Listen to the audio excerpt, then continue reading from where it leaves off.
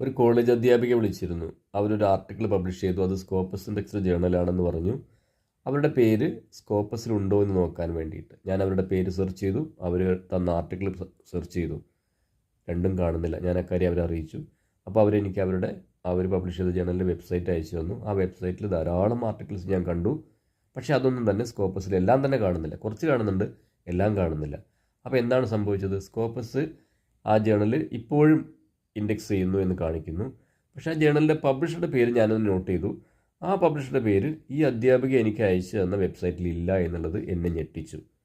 മാത്രമല്ല, ആ പബ്ലിഷറുടെ പേര് ഞാൻ പ്രത്യേകം ഗൂഗിളിൽ സെർച്ച് ചെയ്തിട്ട് ആ പബ്ലിഷറുടെ വെബ്സൈറ്റിൽ ചെന്നപ്പോൾ ഇങ്ങനൊരു ജേർണലിൻ്റെ പേര് ആ പബ്ലിഷറുടെ വെബ്സൈറ്റിലും ഇല്ല. അപ്പോൾ എന്താണ് സംഭവിക്കുന്നത്? അതുകൊണ്ട് പ്രത്യേകിച്ചും എനിക്ക് അധ്യാപകരോടും ഗവേഷകരോടും പറയാനുള്ളത്, നമ്മളൊരു മാനസ്ക്രിപ്റ്റ് തയ്യാറാക്കുമ്പോൾ എടുക്കുന്ന ആ ഇൻ്റലിജൻസ് ഒരു ജേർണൽ സെലക്ട് ചെയ്യുമ്പോഴും കാണിക്കണം.